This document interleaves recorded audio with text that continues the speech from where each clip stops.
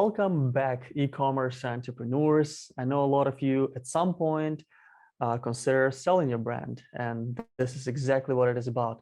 Now, my name is Andrei Sadlak. I'm a co-founder of the Ecom Brand Builder, which is a mastermind and a summit. And I also have a software tool, which you must have heard about from my partner, Matt, yesterday on the conversation that's called Customer-Led Growth. The software is called Product Opinion. You'll love it if you want to improve your listings and create a stronger brand overall.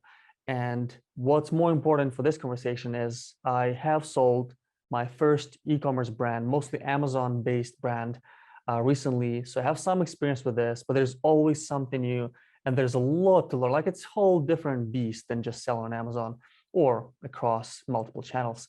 So definitely look into this incredible conversation I'm gonna have with 4 different people from 4 different organizations that help people exit their e-commerce brands.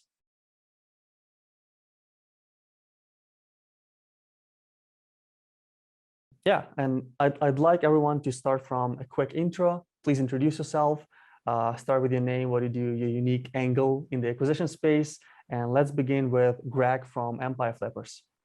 Sure. So I'm Greg, head of marketing of Empire Flippers. I think one of the things that makes us very unique is our vetting process. Like I mentioned earlier, we reject around 94% of businesses that get submitted to us. And we are very process oriented. We approach everything more like an assembly line. Very nice. Now, Ray from Flippa. My name is Ray Preston. I'm the VP of Sales at Flippa. We are the world's largest marketplace to buy and sell online digital assets. We like to think of ourselves as the investment bank for the 99%. Very cool. And Corian from Unibrands. Hi, my name is Corian Morse. I lead acquisitions for North America at Unibrands. And we're really differentiated because we look for high quality brands with up to $50 million in top line revenue. And I was actually a seller myself at one point, so I've been on both sides of the fence. That's awesome. And Yael from Fortinet. Hi, I'm Yael, one of the co-founders of Fortinet. Fortinet is an investment bank. We were founded in 2018. I think what differentiates us is the mix of investment bankers, sellers, and lawyers within the same team. Very cool. So everybody has their own tweak on what do you guys do in this space, which is very important for us because the goal of this panel is to help sellers prepare for the exit, help them know what matters, focus on what matters, and be ready when that day comes and they're ready to exit their brand. And let's start with the questions I have prepared for each and every one of you. And obviously it's an informal conversation, so feel free to help us correct something that's not being said or something that's not being said right, okay? So I'll start again with Greg, and the first question I have to you from the Empire Flippers perspective, what are the most common reasons why you see sellers want to sell their Amazon FBA or e-commerce brands? Sure. I mean, it really comes down to 2 genres, right? And usually both are present as personal and business reasons. And within those 2 things, there's just an endless amount of stuff that could be there. But the biggest one probably is mitigating risk, also loss of focus and passion. Usually it's a combination of both of those things. Okay, that's a good one. Ray from Flippa, do you want to add anything to that? Yeah, I mean, I think Greg hit the nail on the head. It's incredibly important to make sure that businesses are vetted properly at the top of things coming in. We want to make sure that as at Flippa, when we're putting these things on our marketplace, right, we want to make sure that income is verified. We want to make sure that operations are vetted and verified before anyone even gets to making offers or putting out LOIs, right, for risk mitigation. Gotcha. So in short form, can you describe what kind of businesses you as Flippa qualify to be sellable? Obviously you have criteria, maybe there's some criteria you can share with us. Yeah, so ultimately at Flippa, we're certainly price agnostic. So we qualify all revenue generating sites, stores, apps as sellable. Beyond that, the biggest measurable step we're going to take to ensure something is sellable is to verify the financial and operational performance. Those are going to be our two biggest pieces at Flippa. As a large marketplace, right? We always want to be price and provider agnostic. We want sellers that can sell directly or with the help of one of our 40 different brokerage or advisory firms globally. And then what's most important to us is that sellers ultimately have a pathway, whichever path they take. Okay, very interesting. Now, Yael, please tell us, what do you think is the right time to exit? Like, how do sellers determine that they're ready, this is a good time for their business? Yeah, that's probably one of the most difficult questions to answer, and sellers always ask us. I think the easy answer is when not to sell. Don't sell when the business starts going down and you have a negative trend. That's not the right time. I think you have to understand that you have to sell it when it's growing, meaning that you're gonna leave something on the table. So it is growing. It's true that it will continue to grow, and in a few months you could have gotten more, but that's probably a good time to sell it, exactly when it's growing, because when it stopped growing, it's too late. And other than that, it's it goes back to the personal reasons that you've mentioned earlier. You want to sell it when you got to make sometimes to the numbers that you wanted, right? You had a certain dream and you've reached your goals. Sometimes it's because you're just you're tired and you feel that if you continue, the business won't continue. It has you have many considerations. I think any of them are valid, and buyers understand all of them, as long as the business looks good. That's what you have to remember. Right. No, it's interesting that you said that one of the major things you want to make sure are present is the business is growing. When I sold my brand, I kept looking at the numbers just because I'm curious. And the person who bought, I taught him how to run an Amazon business. So I contribute success of the brand overall to me, first of all, because I built it. So a year later, I could see that business pretty much doubled itself after I sold it. So it felt funny in a way that I was like, oh, I could probably sell it for at least twice as much now. But at the same time, it was the right time for me personally, because mentally I was ready for something new. Mentally I was ready to focus on other things. And I wanted to take some money off the table and diversify a little bit as well. Maybe it's just age related too. But you're right, it's not an easy question. Let's say that nobody regrets. I don't know sellers who sold for millions and said, "Oh, I shouldn't have sold it. I shouldn't have sold it." Right? That's true. That's true. What you just said there, yeah, I completely agree. I often tell sellers, like, if you sell your business, just ask yourself, does that get you significantly closer to your goals? And if the answer is yes, you should do it. But some sellers are like, oh, but I want more of the growth. But it's like, right. Hey, does an extra $1 million on top of your $2 million, like, does that make a difference? Like, maybe it does, maybe it doesn't. But you should consider that the window of opportunity you have. Yeah, and the value of money and risk tolerance you have. Yeah.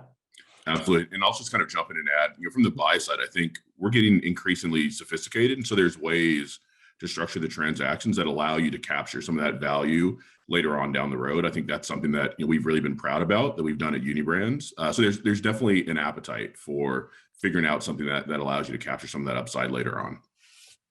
Very good. Now, Corian, tell us more about why aggregators are buying e-commerce brands or Amazon FBA brands specifically. Yeah, absolutely. So, I think the whole concept of a roll-up isn't something new. People have done it across a variety of industries historically. I think over the last several years, customers have really shown an affinity for really phenomenal micro brands. And those brands can grow to a certain level. Oftentimes they come up with some type of constraints, whether it's financial constraint, human capital constraints.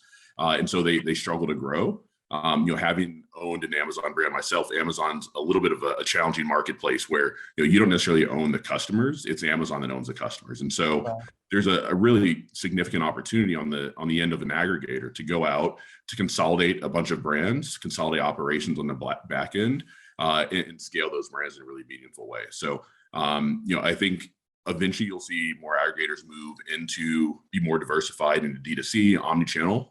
But I think for now, it's really important to focus in on Amazon as a channel, build your platform, demonstrate an ability to consistently grow those brands, and then you can start to look at other opportunities. I love it.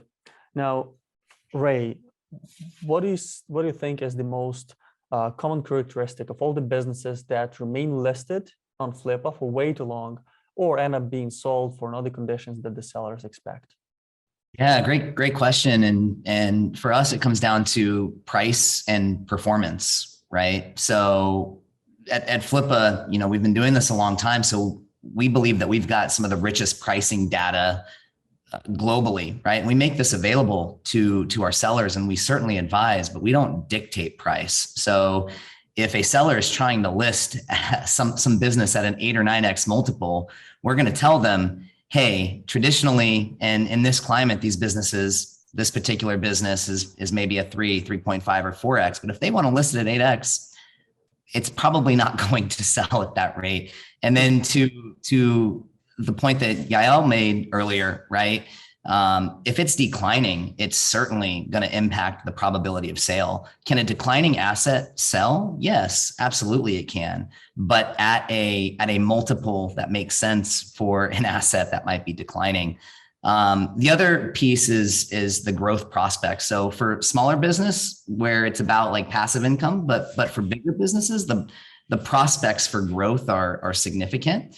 If the prospective acquirer can't establish confidence that there's meaningful growth and opportunity, then it's going to often be harder to sell. Yeah, makes a lot of sense. Greg, what do you say is the most common reason Empire Flippers rejects businesses from being listed? Sure. I mean, Ray hit on quite a few of those points as well, but there's other things too that are, not like this business is terrible because it has it. It's like, for example, we have a business, really good business actually, that was probably be right around $1.5, $1.8 million, somewhere around there. But we ended up not listing it despite it being actually a really good business. We told her to come back in 6 months because she had spent tons of money on experimental marketing, like right before it was going to go live, which is like, that's going to create all sorts of problems as we go into trying to sell this thing. So things like that can happen, right? Too many products, too many dead SKUs, all sorts of stuff like that on top of what Ray said. Yeah, makes sense. Maybe I'll add on our side, on top of everything you said, we reject also because of size. We focus on larger businesses, but we would also reject businesses that have serious health issues or IP issues. So for example, if there's a business that doesn't have a trademark in the US, and that's where my legal hat comes in. We often advise them to apply for them and then wait until the registration is almost done to start the process, because we've had businesses that were actually rejected without a trademark or without a proper registration, even if it's just one geography. So registered in the US, not in the EU. EU is 20-30%, still hurts the deal. So that would be another reason on our side. Yeah, I 100% on that. Agreed. Yeah, now, Corian, from your perspective, like you buy a lot of brands. First of all, what does the concept of brand in the e-commerce space mean to you, and why does it matter? And does it? Yeah, absolutely. I think, excuse me, consumers have become much more sophisticated over time, kind of as well, and so it's not just about searching on Amazon and finding a specific product. It's about finding a brand that resonates with them. There's different things like the subscribe and save, repeat purchase rate that I think can be really great indicators to, how well does this brand resonate with the customers? How sticky is the experience for customers? For us, that's of incredible importance. I think there's certainly a lot of brands or products out there that we refer to them as kind of bundles of ASINs, where it's a great product, maybe it sells well, but I think you could argue over time you'll start to see commoditization in that product category or in that segment, where with a really strong brand, it has the potential to be D2C eventually. It has the potential to be omni-channel. They can maybe move into different kind of customer or product categories, and customers are more inclined to purchase the products in those categories. And so brand is something that's a huge key for us. It's something we care about a lot. And I think consumers care about it as well. So if you look at a business that's overall a healthy business, you like it, but as you said, it's a bundle of ASINs versus a similar business in size, but has a very clear branding. You see that people buy those products because of the brand partially. How much would you say the multiple would differ on the exits of those two examples? Yeah, I think it's going to vary, kind of across the industry. Some of us maybe over-index or index much more around kind of the importance of brand, while others maybe don't care as much. And it's also going to depend on kind of the product category as well. I would say directionally, we have made the strategic decision to not acquire as many brands, but to really focus on a very high quality brand. So we're much less inclined to look at kind of a bundle of ASINs versus something that truly has a brand, has a strong USP, different things like that. But I would imagine you could see maybe half a turn to a turn, depending on on the quality of the brand. I see. So at the very least, the demand is lower for something that's not strongly branded. Now, question to Yael: what goes into determining the right structure for the exit, right payment terms, right conditions of the sale, everything there is to go into the structure? Yeah, so I would say there are different interests there, right? I mean, the seller wants everything cash up front. If you ask him or her, that's what they want. The buyer would want to have some risk on the seller because it is somehow risky business, and nobody knows where it's going to be in a year or two. So they would like some balance between the two. And so the balance that they found, buyers in this industry, and this kind of became I would say a classic structure, is some of it, would be cash up front. I would say 80% or 90% or 70%, depending who's handling the negotiation. And then a certain percentage of stability, let's say, 10%, or just deferred payment. And then on top of that, a component of earnout. So for those who don't know what earnout is, so just a quick explanation without getting into the details. If you had, let's say you had a profit in the last 12 months of $1 million, a year from now, we're going to look at the profit. If it's $2 million, this $1 million gap will be split between you and the buyer, 50-50, 30 for you, 70 to the buyer, depending on what you negotiated. That's one kind of earnout, to simplify it. Usually you do it on the first year and the second year. We've seen on the third year sometimes. It's usually between 20 to 50% of earnout. That's like the classic. Is that what you guys see as well? Yeah, I'm curious to hear everybody's thoughts on that, actually. So go ahead, Greg.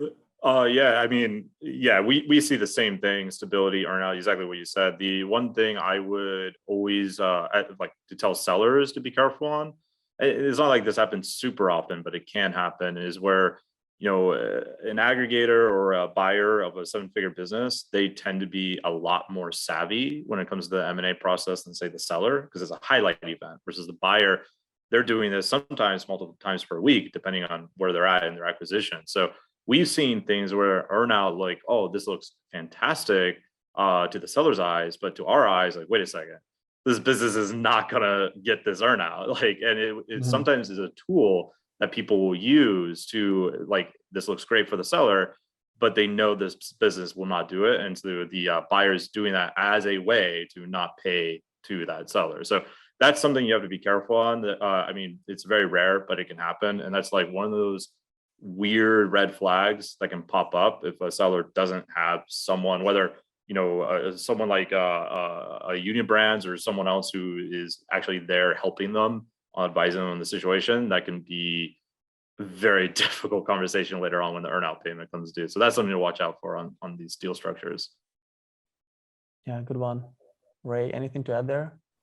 Yeah, I think they're all spot on. I mean, it's in the interest of the seller to whether they're experienced or not experienced, right? To get in the room with the right people that are going to do the right thing and advise them in the best way possible. We see, just like everyone here on this call sees, all kinds of deal structures. I'm sure we can list out bullet points of the different types of deal structures that we've all seen, and some are incredibly poor for the seller, but certainly look good on paper. So asking the right questions, putting yourself in the right room with the right people, and getting the advice, and not pulling the trigger right away on the first offer that comes around is absolutely critical. Absolutely critical. Just to add on that point, that is another like big thing I see that happens in the private market, where you know, an aggregator, ABC or whatever, will send out an offer to a private label seller, you know, Amazon seller, and basically give them like days to decide. And like that is a ton of pressure. So what Ray just said there, I think is so important for sellers in general. Like, you get a really good offer, like, let's, you know, take a break before we make a decision. Because like, while that is a lot of money, I've seen it several times. Like, we had a seller, I got a private offer for 1.4 million. We sold that business for 2.1 million. And I was just at Affiliate World Dubai, totally random, ran into a seller of mine. She said she got initially an offer for 600K. She had like a week to say yes to this thing. We sold that business for 1.6 million. And so the urgency thing is a very powerful marketing strategy. Don't fall into it. Definitely is. And let's come back to it. I love that story. Before we come back to that kind of approach, Corian, from Unibrand's experience, or maybe you already have like a standard deal structure, what it would look like? Yeah, absolutely. I think that's a great question. For us, you know, we have a lot of people that have sold their businesses, people that have been in kind of traditional M&A. And I think when Unibrands was founded, really kind of one of our core principles is we wanted to create a selling experience that was fair, fast, and reliable for the seller. And so a part of that is not having, you know, different things like adding that sense of urgency when it's not necessarily necessary, you know. And so for us, most of our transactions have kind of three components. We have a significant cash component, which is, you know, typically 80 to 90%. And then we'll do two earnouts, a pro rata and a binary earnout. So the binary earnout is based on, you know, you get it if you hit 20% kind of year over year growth. And then we do a pro rata on growth between 20 to 40%. We've demonstrated internally that we are able to grow these brands effectively. So we have a tremendous amount of confidence in our ability to deliver on those earnouts, but we also lean very heavily into what's the founder looking for, right? I think each founder has a different appetite as far as, do they want to remain involved in the brand post-exit? Maybe, you know, they want to go off and start a new project. And so we'll adjust the deal structure based off of their feedback, which has worked really very well for us. Very interesting. So now coming back to the story you shared, Greg, let's imagine a seller gets a message from an aggregator, which happens quite often. As you said, you have some stories yourself. Then the seller looks at the offer, they like it, they enter into negotiations, and they're willing to sell the business. Now, what are the pros and cons of going direct? So not using somebody like Empire Flippers, Flippa, or Fortunate to help prepare for that, plan for it, approach different sellers. Like, what's the biggest risk, and what are the potential advantages of going direct? Sure. So I think there's a lot of benefits of going direct with someone like Corian or another, you know, reputable aggregator. And yeah, there's a bunch of different reasons. I think the biggest pro of going directly with an aggregator versus like going with a broker like us would be speed. Like, it's going to be way faster to sell your business to Unibrands than it would be to sell through our marketplace, which Unibrands might still be the buyer, right? Like, it might still end up selling to Unibrands, but it will be way faster going with an aggregator. It's a lot simpler process usually versus what a broker would do to meet the responsibilities or our fiduciary responsibility to the seller, is try to get the highest price, right? To get the highest bid, so to speak. So yeah, that's one of the big things. One of the big cons going direct. So this is something I talk a lot about. It's called the off-market fallacy. And this is a thing that on the surface sounds so understandable. Like, a seller will say, oh, I don't want to use a broker because I don't want to pay a commission, so I'm going to save that by going private. And the buyer's like, that's a great idea. But again, the main benefit of a buyer going off market is they don't have to pay the broker premium, which is the bigger price, right? So their incentive is to get you for the lowest amount. So like, yes, don't pay the commission, but then you get stories like what I just said with a $1.4 million deal that ended up being a $2.1 million deal, right? Like, yes, that guy paid way more commission to me because it was 2.1 million than 1.4, but ultimately got way more money. Yeah. If I can add, I mean, I don't know if you saw it recently. Marketplace Pulse has published his last article, and he was saying that everyone knows that you get more. You're just paid more when you go through this competitive process. There's obviously a difference if if you speak with one or two players. I'm not even talking about our industries, just generally, if you negotiate with one person or two, or sometimes you get an offer and you ask 2-3 other aggregators, you get to a certain place. If you speak to 150 or 200, or it doesn't matter how many, the price goes up immediately. We with time, we've tried to quantify it. It's between 30 to 60% more than what the seller can get. We see that because they come to us, just like you said, with an offer. So the average is 30 to 60% more. And we had cases where we actually doubled it. So that's kind of the average. I think everyone knows, but goes to what you were saying, the one I think the one disadvantage would be timing. It takes a little more time to get to the maximum. So those who work with investment bankers or brokers usually do it because they want to get to the highest price, not because they don't want to do it fast.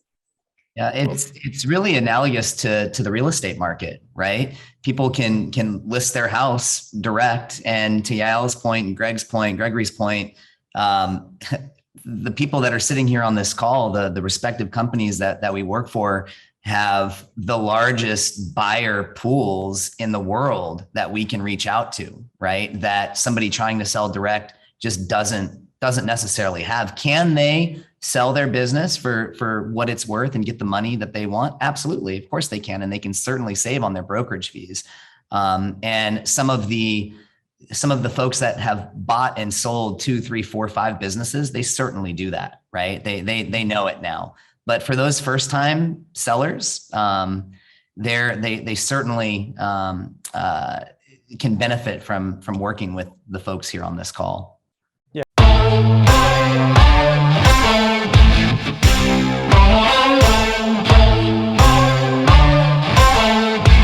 I love that. And I'm glad you brought something up, not just timing, but there's commission structure usually in place. So if somebody's helping you get the most out of your business when you exit, usually fairly want some commission from it. Let's address that as well. Maybe Yael, you can start on explaining how your commission structure works. Yeah, I think most of the brokers and investment bankers in this industry are commission based, and you get paid at the end of the process if there's a deal that's fairly. That's what you see in other industries as well, by the way. Yeah. Some have some retainer, but that's not the typical in our industry. And in most cases, it varies depending on the size of the deal. It is in our case, and I think in your cases as well. I'll just add maybe one last thing about the advantages. There's one that nobody really speaks about because it's not that popular. But I think that there's also, the chances of success, the chance of actually selling the business. There's one thing that we've been seeing recently in the last year, as multiples go up, it's becoming much more difficult to close these deals. So buyers back off if there's, a health problem, a trademark problem that we talk about, or anything that can create an issue. When they paid 2-3x, they were okay with it and went quickly. But when they pay 6x or 7x or sometimes more, they get picky.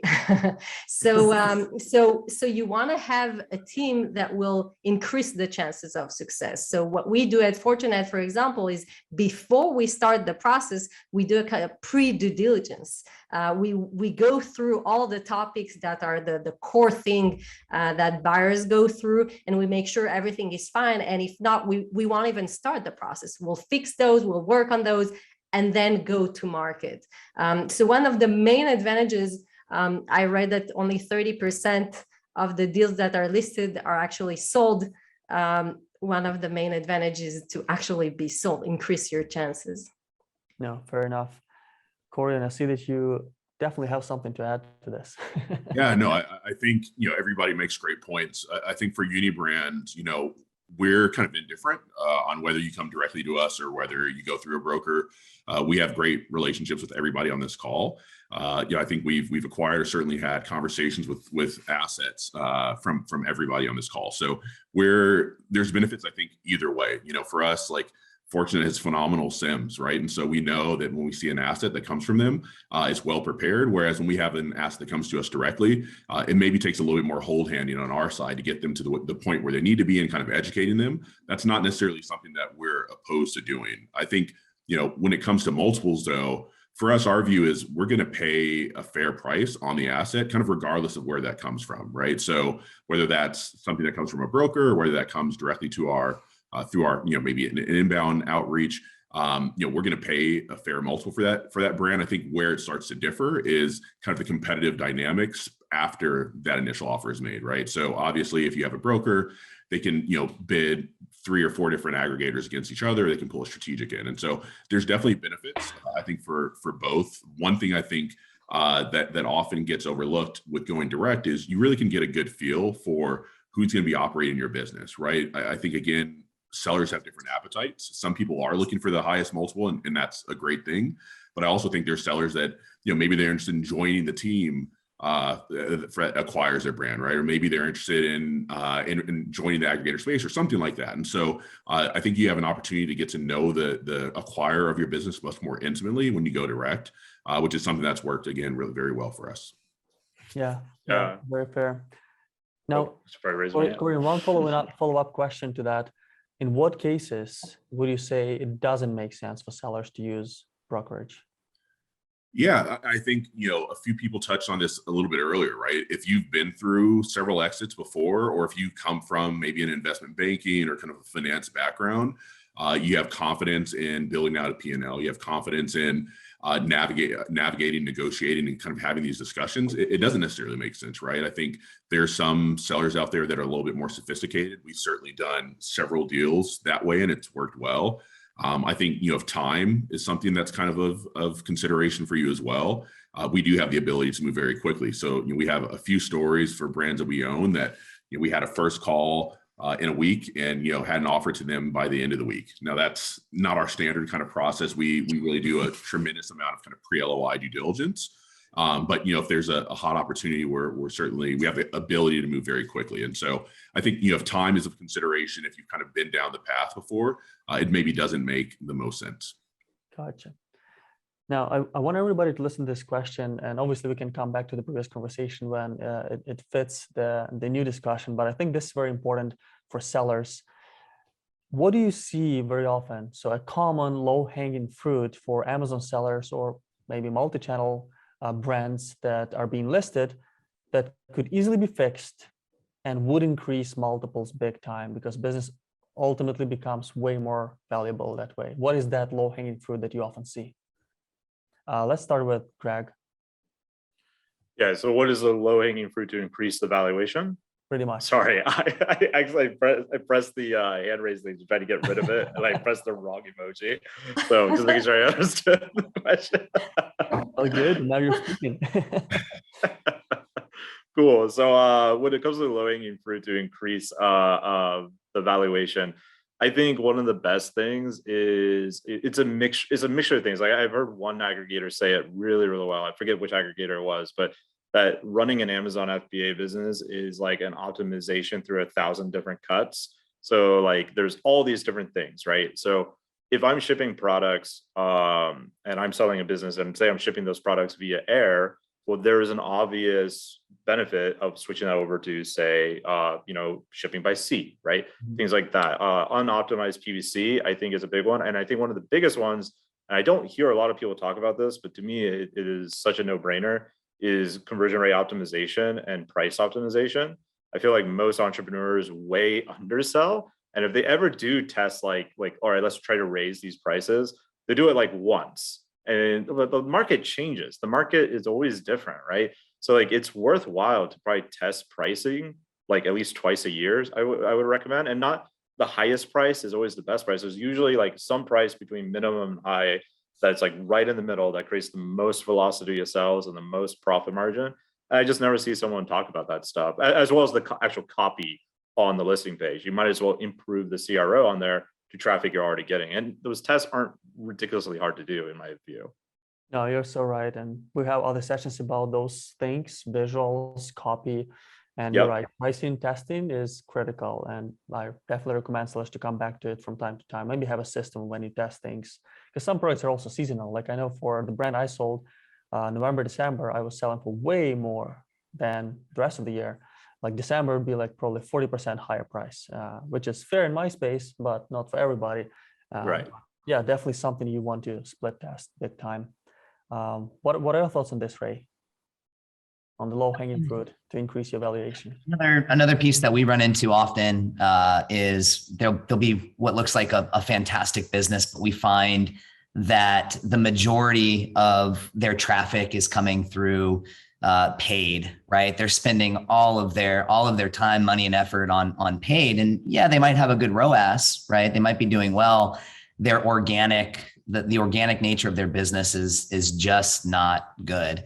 So I think there's nothing wrong with paid, and you got to do it certainly, but you got to put some focus on driving the organic traffic. We certainly can see that drive up multiple, because once a business is sold, right? Maybe the buyer of that business is not as good at the paid side of things, right? And if that drops off, then the business is going to falter right away. So that's certainly one piece that I think needs to be looked at. No, absolutely. And actually, if you guys listening want to come back to the previous day, the first session of day 2 is about some unique stuff that most sellers don't do, which will help you with organic traffic. And it definitely will increase your valuation. I know even in conversations I had with people who were looking at my business that I sold, they loved the fact that I had the Facebook group, because they knew that if I could launch my products through that group, they'd be able to do the same. Yeah, so it's definitely very, very understated, overlooked, and it's part of the brand development strategy. So yeah, and I'm also curious what Yael has to say about this. Yeah, so I think that we haven't talked about expanding to other platforms. So, if you're selling in the US, just expanding to Europe or Canada, the aggregators are great with that. They have the infrastructure, they're used to it. So that's a classic one. And generally, I would say, when sellers tell me, I don't have EBC, I've never done it, I'm like, great. And then my listing, I'm like, great. Everything they haven't done obviously is a disadvantage maybe for you and for your profit, but it's an advantage when it goes to the hands of the buyer. And remember, you have the earnout, so it's an advantage for you as well. So that's just generally speaking, anything you haven't optimized is great. A business that's completely optimized is sometimes more difficult to sell. Interesting. So you can present those unoptimized areas as opportunities for their buyers on how they can improve their sales even further. Yeah, I like that. That's actually something people use very often when they sell only in the US and they see demand for their products in Europe, let's say. And that's a good selling point too when they talk to buyers, like, hey, you can easily move it to UK, say, and start there and expand through Europe, and you'll probably double your business within the next couple of years. Well, so I see testing pricing, optimizing listings, optimizing anything to do with brand, including EBC, so enhanced brand content, which is A+ content nowadays, in creating organic sources of traffic, which can never be understated. What else are we missing from your experience, Corian? Yeah, absolutely. I mean, I think, my first thought is we love to see, optimizations that haven't been done, because we were able to, pretty easily grow the company from that perspective. So, for us, one of the largest ones is international expansion. We have teams, throughout Europe and the US as well. And so the opportunity to grow that, I think, is really exciting for us. I think one other area that can be a low-hanging fruit is just looking at your ASIN or kind of your SKU count. I think sometimes we see assets that have a ton of ASINs, which most aggregators try to avoid. I think particularly if you have ones that aren't selling particularly well, I think it makes sense to go through, kind of trim the fat around that, and it makes it a little bit easier for us to do our analysis on our end, and it's a little bit less complicated for us to integrate it into our platform post acquisition as well. Yeah, I love that. Now, Greg, one quick question to you. How soon do you think sellers have to start preparing for the exit before the actual exit date they have in mind? This is a very good question. I would say the moment you start your business. Like building any business with the intent to sell, even if you never sell, tends to make a much leaner, cleaner, organized business, which is typically the opposite of a bootstrap entrepreneur. I mean, you know this, Andre. Like, spreadsheets everywhere, right? How, like, where is everything, right? But in all seriousness, if a seller is looking to sell, if they want to do exit planning, for example, which is something we offer for free, I'm sure pretty much everyone on this call offers it for free.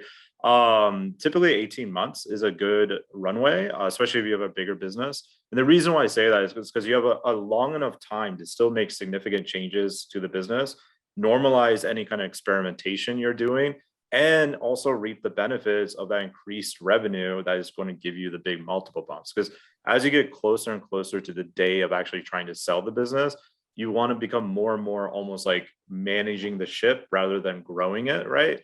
But you're just looking to maintain the numbers that you currently have more so than like the next explosive growth. So there's just less you can do. That like if you're 3 months, 2 months away from selling, like launching that product, probably not a good idea, right? Like let's hold off, maybe give all that research to the buyer so it's like a bonus for them, you know.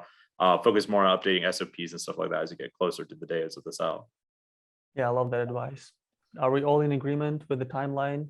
Yael, Corian, and Ray? Yeah. I mean, 100%. I would maybe say at least, I mean, a year before is still, I think, a place where you can still make changes, or most of them, maybe not huge changes, but still okay. And going back to what I keep repeating during this call, when we're talking about taxes, that's something that hasn't been raised. We had cases where the seller came to us, I want to sell immediately, and then we started a few discussions. We realized he has no idea how much tax he's paying, what's going on with his taxes, what's going to happen when he sells the business, and then and sometimes a few changes can make a huge difference. We had a case. We start very often with large businesses. We really start working a year before. Intensively. So we had a case where we went through, we sent the seller to a tax advisor. We went through the process together, and they ended up creating a structure where he moved to another country. And that saved him about $2 million in the deal. That particular change, and that was just for 7 months. So there's a lot to know. If you start early, you can do a lot. Yeah, I can play the taxes. That's a very good point, because it's a big expense, especially for those living in more developed countries. Taxes can be a pain in the back, and you want to plan for it in advance for sure. I currently have one very important twofold question that I want every one of you to answer. First part is, what is the average multiple you see on Amazon-based e-commerce brands currently? And second part of the question is, what is the current trend overall, not necessarily on the pricing, but overall, like what do you see is shifting, what is changing in the acquisition space right now? And let's start with Greg. Good. I am actually pulling up our industry report. So we just launched this. I don't think it's totally live yet on the website, but basically pulls like our actual data from there. So I'll give you the real number here in a second while that loads. But to answer the other aspect of the question, I think we're entering in a very interesting period. I think the last 2 years has been what my marketing team at least has been calling the season of the seller. I've been at EF for 6 years. We were, as far as I know, one of the very first, if not the first person to sell FBA businesses. Because like, I still remember having to teach Amazon's customer service, like, no, this is totally okay for them to sell the business. Like, this is totally legal. We're not trying to like sell accounts or something, you know? But I think now we're in this position where the reverse is starting to happen, where the season of the seller might be reaching its tail end. I think supply chain crises are deepening, private market capitals are getting tighter. Aggregators, as Corian said, have higher standards than they used to. Like feedback we've gotten is deals that they bought, not unit brands, but other aggregators like that they bought a year ago, they would not have bought today. And I think you're seeing this very interesting thing play out where it's becoming harder and harder to sell a business to an aggregator as aggregators themselves realize, oh, running these things can be pretty hard because some of them came from more of a traditional high finance background versus an entrepreneurial background. So we might be at the tail end of that season, the seller, and it's going to become harder and harder to sell your business, which focus on quality becomes paramount. I mean, that was always the most core thing, but that becomes even more important. See if this thing loaded. Yeah, here we go. So the average trailing 12-month average sell multiple was 43.1. Obviously, I'm EF, so we do monthly multiples. So just divide that by 12, you get the annual EBITDA. My brain is totally trained in monthly multiples. Yeah, let's do the math. 43 times 12, right? Yeah, 43.1. 3.58, so 3.6 basically. Yeah. That's and that's trailing that's 12 across months. all business sizes, not just 7-figure deals. So we sold, I think it was over 100 last year. Yeah, 106 businesses from the previous year, and the average listing price or average sales price was 1.1 mil. I see. Very good. All right, let's have Corian answer this as well. The average multiples and the trends that you see. Yeah, so I think multiples vary. We've certainly seen kind of in the same range as Greg, from mid threes up to 6 to 7 times on profit or on earnings. I think ultimately like it varies, right? We talk about what are these low hanging fruit, what's kind of the trajectory of the business over the last 12 months. What does kind of the competitive landscape look like for their product category? Those are all things that we take into consideration when we're paying a multiple. So it's not strictly just looking at the earnings, but what kind of optimizations can we make over the next 2 years as well. But yeah, I would say typically 3.5 to about 7 times we're seeing. And I'm sorry, can you repeat the second half of the question? The trends that you see in the acquisition space. Yeah, I think to Greg's point, I think maybe some people came into the space over the last few years and overestimated their ability to, consistently grow these brands. And so I know, certainly in Q1, we saw, acquisitions from others kind of slow down maybe a little bit. I think for us, really from day one, we've always been very kind of disciplined and methodical about our approach to acquisition. So we've never tried to move the fastest, but it's always been about, let's find a really high quality brand that we're excited about, that we know that we have the operational kind of excellence to scale this brand in a meaningful way. And that's, paid dividends today. We're also still seeing, a little bit of people that had strong kind of COVID years, kind of in Q1 and even Q2 of 2021. And so, the comps this year are maybe a little bit more difficult, which has made it, difficult for us to proceed with some assets as well. Very interesting. Ray, I'll let you answer that as well. Yeah, I mean, from a multiple standpoint, we're somewhere between a 3 and 4x on average. The smaller Amazon FBA businesses, are going to be closer to 1.5 or 2x. I'm calling that a sub 100K business, very small, right? And then our largest Amazon FBA businesses in the 5-10 million net range. If they're well run and they have had their exit planning to the conversation that I was having earlier, right? And things are set up. You're looking at a 6 or 6.5, 7x multiple at the high end. That's certainly at the highest, and not that's not what happens often, right? And to everyone's point, we are seeing the aggregators tighten their belt, so to speak. So it felt like the previous 2 years that there were so many LOIs that were just going out quickly, right? Business gets listed, LOI out after 7 days, 5 days. And it's certainly slowing down. And what we are seeing, at least with a lot of the aggregators that we have relationships with, is they are certainly slowing down, but they're also opening up what they're looking at. They're considering moving into niches that maybe they haven't considered in the past. And starting to kind of look at it that way, but not being the free for all that it was in the previous couple of years. Yeah, very interesting. Very, very cool that all of you guys agree on that. Yael, what would you add to that? Yeah, so Fortinet is a little different because of the sizes of the businesses we deal with. So I think our average deal is above $10 million. But so the multiples that we see are a little higher. It's between, I would say, 5 to 7.5, 8. And I'm talking about only cash up front, not including the earnout, of course. And in terms of what we see in the industry, I think you've all touched most of the points. We've done actually a survey a few months ago about what buyers really want and what they're interested in. And what we saw last year is that they were really focusing on the evergreen product, nothing in the supplement, nothing in the even toys, nothing even remote, nothing with a lot of SKUs, really simpler businesses.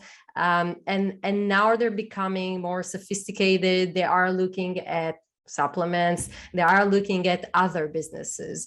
They still look for high quality brands. So I guess Unibrand's strategy is something we see. It's more common now. And so it is going to be more difficult to sell a brand that's generic, but I still see that those with a strong brand and larger will get high multiples. We haven't seen a change there yet. We may see in a few months. So I think it depends on the nature of the brand. Yeah, well said, well said.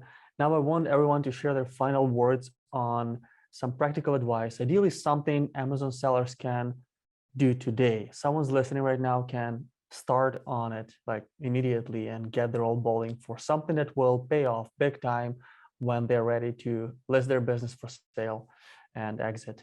What would be that solid advice you'd give to any seller thinking of that plan? Let's start with Ray. For those that haven't started their exit planning or have an idea on what they want to do, start yesterday. If you haven't thought about it and you want to sell your business now, you're behind the 8 ball and you will likely not get the multiple that you want to get. So start the exit planning now. Talk to the people on this call to find out what you need to prepare for exit, right? The bullet point list of items that are needed. Everyone on this phone call certainly can help with that. And start now. Start yesterday. Love it. Let's go with Corian next. Yeah, absolutely. I would agree with Ray's comments. I think it's never too early to start. I think one thing that maybe gets overlooked is really think about, what are you excited about working on next, right? Do you want to be involved in your asset? Do you want to see it grow? Or do you want to kind of move on to something else? I think that's really kind of a core part of it. And then also, what are you looking for in your partner? I think that'll make this whole process much easier. You certainly have the kind of the LOI and you have all the economics of the deal, but I think there's kind of a soft part of it as well that's really important. You want to be in business with somebody that you trust, that can really grow your brand. So I think that's core. And then, it's never too early to reach out. To Ray's point, I think everybody on this call is always happy to chat. I think for us, you don't have to be exit ready to have a quick call with a member of myself or the team. So feel free to reach out anytime. Very nice. Very nice. Greg, you want to go next? Yeah, I think the most powerful advice I can give is also the most tedious for most people, which is get an accountant or a bookkeeper to do your books appropriate. Most entrepreneurs that we see come to us with really bad P&Ls. And when we do the vetting on them, we rebuild them from scratch. And they sometimes realize, oh, I'm not making as much money as I thought I was, right? So there's a bunch of different stuff you can do. When you do hire a bookkeeper, make sure they're an actual e-commerce bookkeeper because they'll know all the nuances, specifically FBA. If you can do that, that's even better. Make sure they're a domain expert and make sure to get your P&L done in accrual versus cash basis. That could be a huge difference. And it's such a small thing that people forget. But those kind of nuances can earn you extra tens to hundreds of thousands of dollars, right? Yeah, agreed on that. That was my struggle too. Bookkeeping is the nightmare. Entrepreneurs, visionaries, not bean counters, right? You need at least 12 months of clean books. So for that, you definitely want to involve a professional. Now, Yael, what are your final words of wisdom for sellers? Yeah, so the financials, obviously, I agree with everything that was said. Maybe I'll add my, I always come back there, but I would start with the things that you cannot do later. So if you have time, just start to plan taxes. I talked about it. I talked about legal. I talked about health. Make sure that, inserts, for example, there are a lot of things that can block a deal, and I can go on and talk about that for hours. But when you get a notification about review manipulation during the process, that's a problem in the deal. So start talking about that before. You don't want to get into the process when you're violating rules. So all those things in addition to everything that was already said. No, yeah, I agree with you. You want to be ready. You want to be clean. Your account has to be shining when you list it. Yeah, I think this was pretty insightful. Even I learned some new things that I haven't thought of before, and hopefully I'll be selling another business in the future. So definitely a lot of value here. Appreciate all of you being a part of the Ecom Brand Builder Summit. For everybody listening, we'll include links to all of these people you've had a pleasure of hearing the conversation of. So you can talk to them directly, start your exit planning. As everybody said, it's already too late if you haven't started. So start doing something now. For everything else you can do to your business to strengthen your strengthen your brand and make it more desirable, create more demand for the asset you're building. There's like all of these sessions you heard the last couple of days, and the rest of today will help you with specifically that.